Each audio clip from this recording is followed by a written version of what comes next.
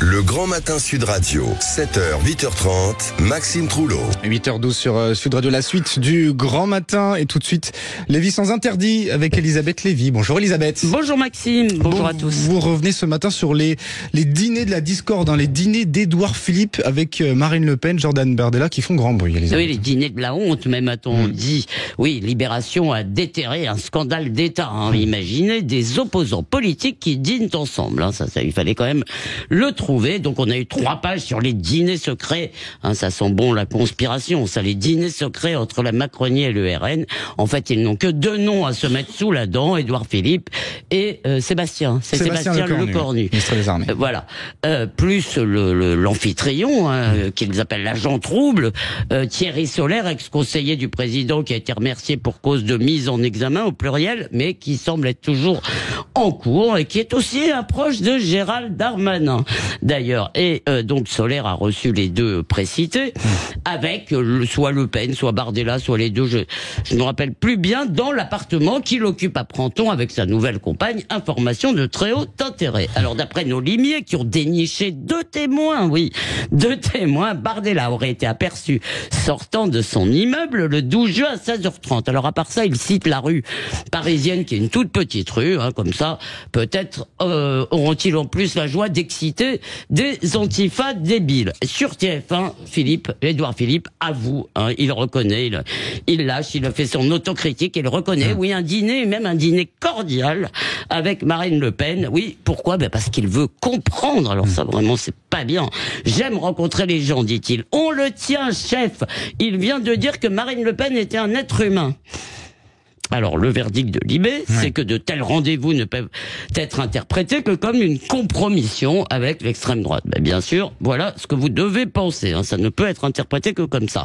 Et bien sûr, on a eu la salve de commentaires outrés habituels. Alors, je vous cite l'eurodéputée verte Karima Delli, tout en finesse, qui imagine De Gaulle dîner avec Pétain pour comprendre la France, et le délicieux Raphaël Arnaud. Le pouvoir déroule le tapis rouge à l'extrême droite. À la fin, ce sera nous contre eux. Ne rien céder, sinon on est cuit. Quand Pécresse et Darmanin font la fine bouche, on ne dîne pas avec le diable. Mais Elisabeth, peut-on combattre Le Pen en public et dîner avec elle en privé ? Eh bien oui, et heureusement. Et d'ailleurs, Philippe aurait dû dire à TF1, je dîne avec qui je veux et je vous en kikine. La politique est un théâtre, bien sûr, on joue à la guerre civile à la Seine, et à la ville, on est collègues. Oui, c'est comme ça s'appelle la discorde civilisée, on est adversaires, pas ennemis. Mais face au Rassemblement National, alors non, là, c'est pas du tout de mise, c'est pas, ils sont pas dans l'humanité, donc il faut un discours démonologique, religieux, on agite des croix ou des gousses d'ail, va des rétros, Satanas. Et ça, c'est la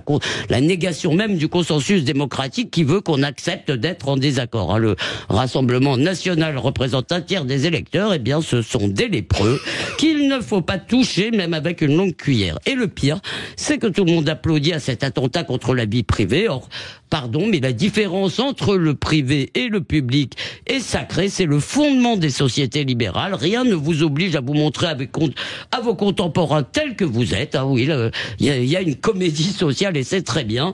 L'exigence de transparence, en réalité, c'est l'habillage du voyeurisme.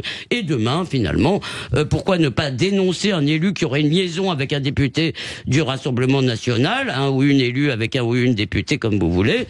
Est-ce qu'on aura le droit de dire bonjour à un électeur du Rassemblement National ? Eh bien non, contre l'extrême droite, on ne parle pas, on cogne. Ce qui est vraiment d'extrême droite dans cette affaire, c'est ce flicage répugnant. Merci beaucoup, Elisabeth.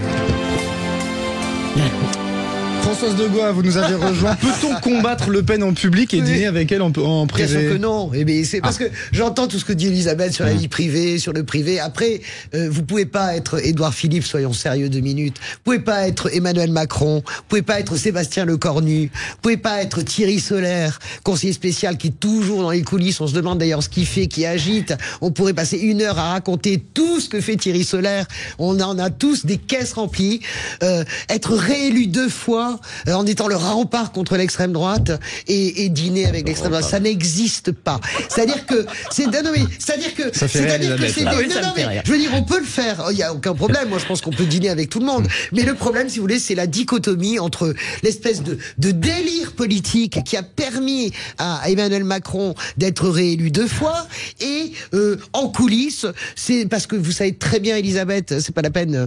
J'attends que vous ayez fini gentiment, comme ça vous me laisserez peut-être vous ça répondre. s'appelle de la combination pure et simple. Ces gens-là ne dînent pas ensemble. Est-ce qu'à un moment je peux répondre ou est-ce que vous allez continuer pendant... Je termine en une seconde. À un moment donné, c'est la combinaison. Vous allez quand même pas m'expliquer que Édouard Philippe, Marine Le Pen et Sébastien Lecornu dînent ensemble pour parler, si vous voulez, des mérites comparés de la littérature proustienne, si vous voulez, des vers d'Arthur Rimbaud ou de la dernière exposition au musée d'Orsay. Tout ça, c'est la combinaison politique qui va. Bon, vous l'avez dit 4 fois, mais voilà. pour pas que je réponde. Donc, laissez-moi allez. vous répondre, ma chère. D'abord, c'est très sérieux. Je suis très sérieux. Je suis très inquiète, si vous voulez, qu'en plus, quelqu'un qui a été dans des cabinets ministériels, si vous voulez, qui est pas du point de vue politique, absolument une noix blanche. D'ailleurs, vous avez une très jolie chemise bleue, ma chère Françoise. Très blanche, magnifique aussi. Vous voyez, mais ça, je ferait jamais ça, par exemple. Et donc, jamais je ferais ça. quelqu'un qui n'est pas une noix blanche en politique, qui me fait croire, si vous voulez, que c'est la même chose à la ville et à la Seine. Ça n'est pas vrai. Évidemment, l'activité politique demande, comme toutes les autres, comme le journalisme, et il y a des choses que nous disons dans les rédactions et des choses que nous disons au micro. C'est comme ça. Et on n'est pas décideur. Pardon, excusez-moi Françoise, je vous rappelle, François, je vous ai laissé parler. Alors prenez l'habitude d'être démocrate avec moi. Oui, merci. Bien sûr, voilà. Comportez-vous comme une bonne Elisabeth. Une bonne gagneuse, c'est quoi que vous alliez dire? Pas du tout, j'allais dire une bonne députée. Finissez, Elisabeth, allez-y. Et donc, non mais, si vous voulez, évidemment, ça ne repose que sur une chose, sur l'idée que le Rassemblement national ne sont pas des gens comme les autres. Parce qu'évidemment, Françoise a travaillé dans des cabinets ministériels de gauche et on dînait avec des gens de droite. Mais sauf que là, c'était des gens de droite normaux. Pendant les campagnes, on pouvait parfaitement... Vous n'avez jamais dîné avec des gens de droite? Non, dans les cabinets ministériels, je peux vous assurer qu'on dîne pas avec des gens de droite quand on est au Romain. Mais c'est pas vrai. Mais Elisabeth, arrêtez de prêter des choses. C'est un tort. Alors je vais vous le dire, c'est encore plus grave que ce que je croyais. Le sectarisme est à ce point-là.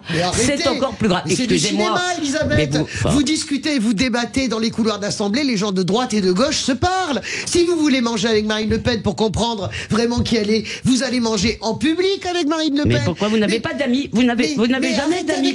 En politique, on n'a pas d'amis. Mais soyez sérieuse 2 minutes. Non, arrêtez. Si vous me redites ça, là, vraiment, ça commence à m'énerver. Mais moi, je vous dis soyez juste sérieux. que c'est pas défendable. Voilà. Non, alors moi, je vais vous répondre. Je trouve ça très grave.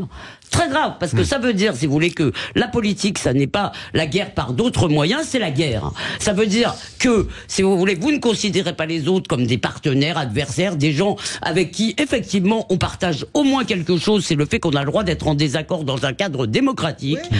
Et, excusez-moi, là, pour le coup, j'en connais certainement moins que vous, mais moi, je connais quand même quelques politiques. Je les ai toujours vus, si vous voulez, dans un cadre privé, parfaitement mélanger leurs amitiés. Je vais répondre à ce que vous dites. Françoise, vous savez, il y a beaucoup d'endroits où ces rencontres se font. Vous avez l'Assemblée nationale, les élus de gauche et de droite se parlent en permanence, y compris d'ailleurs les élus. Mais pourquoi ils n'iraient pas dîner ensemble? Qu'est-ce qu'il y aurait de plus choquant? Est-ce que vous voulez quand même essayer de pas faire semblant, de pas comprendre non, je ne comprends pas. Que quand vous avez un ministre qui est un des plus importants du dispositif politique d'Emmanuel Macron, plus un ancien Premier ministre qui rencontre la future candidate à la présidentielle battue 2 fois par Emmanuel Macron dans un cercle privé organisé par un conseiller spécial, c'est autre chose que de l'amitié et de savoir. Évidemment que c'est une combinaison. Alors si vous voulez pas l'accepter, qu'est-ce que vous voulez? Non, je peux vous dire, le soleil se lève à l'ouest. C'est pas tellement ça, c'est que je pense que la politique, c'est ça, en fait. Et n'arrêtez de faire croire aux gens que la politique, c'est un truc hyper carré, propre, transparent et lumineux. Arrêtez. On a compris, on se retrouve dans un instant. On va évidemment évoquer la lettre d'Emmanuel Macron qui s'est adressée aux Français dans la presse quotidienne régionale. Ça a été aussi relayé sur les réseaux sociaux. À tout de suite.